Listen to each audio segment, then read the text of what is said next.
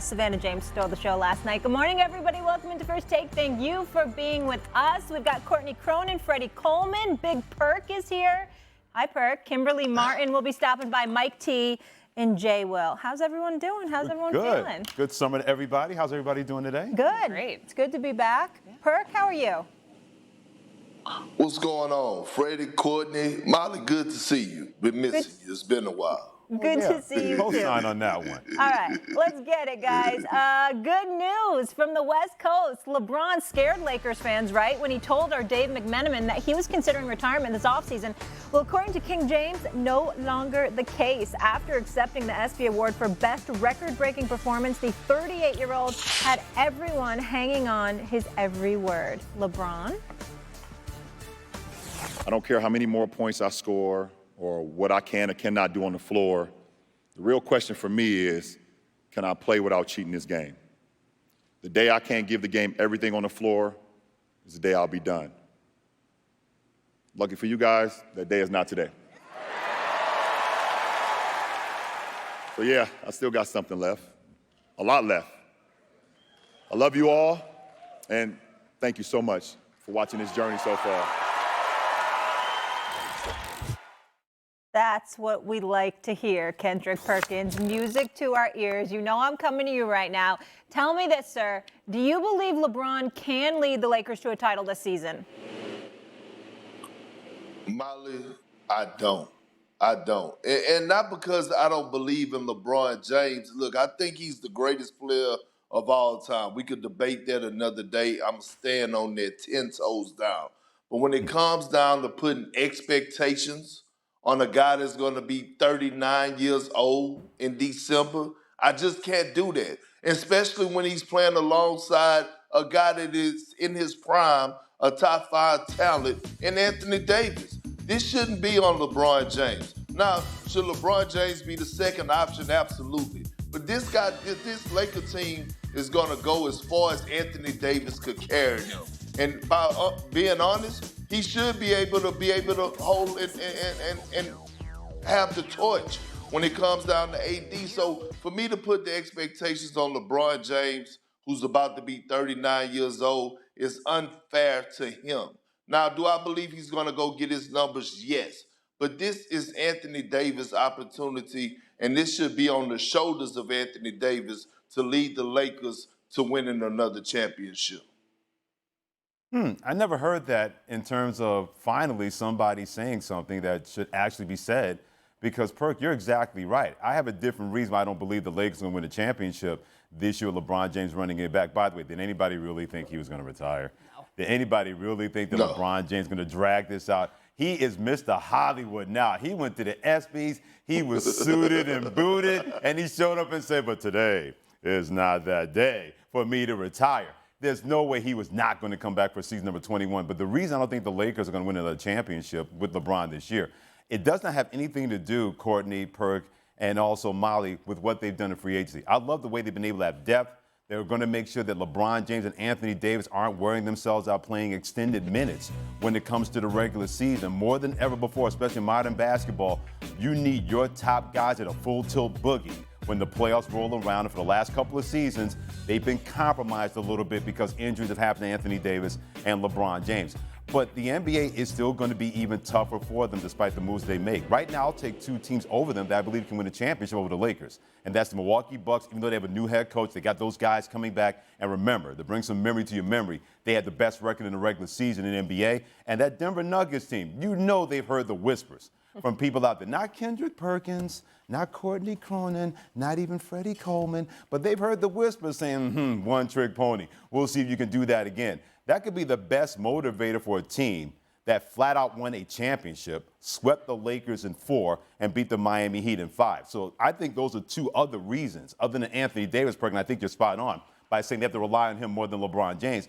But those 2 teams right now, I'll take those 2 when it comes to Denver and Milwaukee, impeding the progress of the Lakers trying to get LeBron his 5th championship ring. See, I don't think that what they did in free agency is anything other than helping their title odds. I mean, you take a look at the moves that they made at the deadline. This is a continuation of that, where you bring in role players who can bolster your stars. And to your point, to Perk's point, Anthony Davis is the cog in all of this. But last I checked, LeBron dropped 40 points in that closeout game against the Denver Nuggets. Yes, they were swept, but LeBron was still getting his. He's not going to be playing basketball if he doesn't feel that he can be at his absolute best. You heard him there say it last night, that he's not going to cheat the game, that he feels like he has more than enough in the tank. To me, that doesn't signal that next year's the end. And of course, we know he wants to play with Bronny James. So 1 more year after that, maybe 2 more years. Who knows? If he can play the way he did in this postseason, when they took out Memphis in 6, they take out the Golden State Warriors en route to running into the buzzsaw that was the Denver Nuggets, and do that with a foot injury, imagine what it's like when he gets his health back this summer, when Anthony Davis can continue on the trajectory that he's on. He played the most games last year that he's played in 3 seasons. A healthy Anthony Davis is the key in all of this, but LeBron James is still LeBron James, and the core that they have around him can continue to improve even more. We know that this team last year remade its entire roster in February at the trade deadline. Who's to say that if things don't go according to plan, that this group, which I do think a full offseason together with Darvin Ham, the team from the very beginning until the very end, will look a little bit more similar than it did last year when it gets reworked in February. If it doesn't work, though, this team has been very aggressive at the deadline in changing the core of who they are. Molly, I know you're not going to let Freddie A. Smith get off the way you just tried to do, right? So here's why. Here's why. Freddie A. Smith, Stephen A. Smith brother. This is the problem that I have right now. He didn't answer the question. We didn't ask if they were the title favorites or could the Lakers compete for a championship. The question was could LeBron James lead them as basically as the number 1 option? Yeah. But I did answer the question. No, I said that they're not going to win the championship, that he can't do it because I'll take the Bucks and Nuggets over him. So I did answer that question. That I don't believe LeBron's enough, even with Anthony Davis not being compromised, to lead the Lakers to the championship. I do believe Kendrick Perkins, that I did answer the question. But Freddie, listen, this is what I'm trying to say. The second part of the season, okay, last season, the Lakers had probably the best record in the league for us from the All-Star break all the way into the play-in tournament. LeBron James was out. It was led by Anthony Davis. Again, we have never questioned Anthony Davis' talent. We know when he's available, he's arguably one of the best players in the league. When you can start putting him in the conversation with Giannis, Jokic, and Joel Embiid. Now, the video been circulating and going around the internet of Anthony Davis boxing. I don't like what I've been seeing for us his boxing skills. Matter of fact, I hate it. But I do like the work that he's putting in for us his cardio, because I feel like Anthony Davis do need to have that transition in his body type to be able to be doable and available through an 82-game season. That way they don't have to fight the second part of the season to get into the play-in tournament and do the play-in tournament and spend so much energy to get into the postseason. And one more thing. When I think about the Denver Nuggets, this is why I said I don't believe that it will be a team in the next 10 to 15 years that will repeat. It is so hard to repeat and win a championship. And especially the way that the NBA is constructed right now, over the last 5 years, we have had 5 different NBA champions. And I believe it's going to continue to trend in that direction, and we will have a different NBA champion every single season. Yeah, but don't count out LeBron. You know, Perk, 38, age ain't nothing but a number, right? Because you're looking a little slim right now, so I can see you're trying to get right in the summer. You're getting back in the gym. You're back at home. You got your wife's home cooking. Yeah, he can know Anthony Davis for boxing and everything like that. And look at Mr. Slim Shady over there trying to flip it on me, call me Freddie A. Smith, but all of a sudden, Baby Smith's like, hey, look at Perk looking all swollen and everything, trying to get his inner Slim Shady on. I see what you're doing, Perk. I'm not falling for that. Still has more to give the game. I don't care how many more points I score or what I can or cannot do on the floor. The real question for me is, can I play without cheating this game? The day I can't give the game everything on the floor is the day I'll be done. Lucky for you guys, that day is not today. So yeah, I still got something left, a lot left. I love you all, and thank you so much for watching this journey so far. There's a short list of athletes whose dominance in longevity match LeBron as he enters his third decade in the NBA. It's unbelievable. Fresh off averaging 29 points per game. One of those athletes, that would be Tom Brady, who dominated the NFL for 23 seasons, winning 7 championships. Is that big perk that I hear? Sure is. Oh, and Jay will. Look at this. Jay, how we doing? I'm doing good, Molly. I got a lot of stuff to say today. I hope you're Okay. ready, Perk. I hope you're ready, Perk. Let's go. This is the only time that I ever seen you taller than me. That's the crazy thing. Get used for to some it. reason, what you got there? What you He got there? raised the chair high. Boost the chair.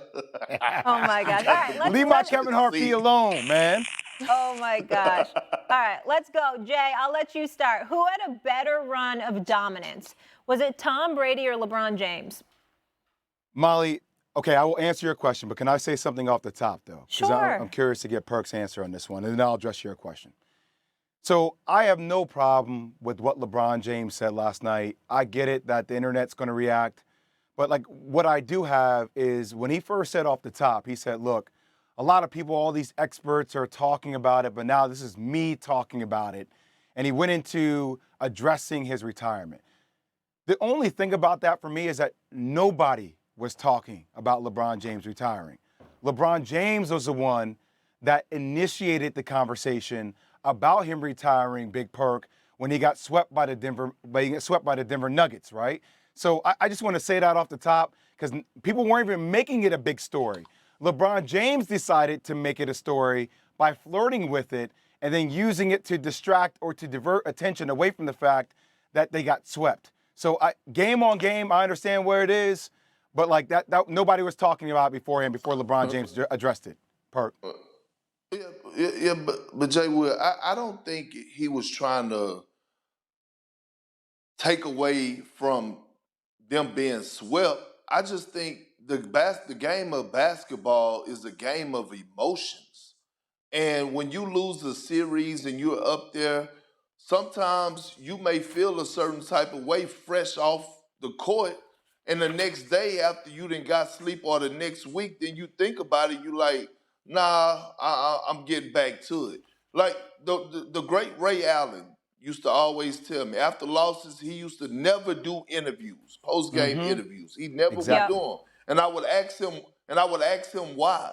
And he would say, you know what, Perk? Because I may say something off emotions that I really don't really feel, right? He may say it based off emotions. So he give himself a night of sleep, and then he come back. That's my point, though, Perk. LeBron is strategic. He's strategic. He's always thoughtful in everything he does.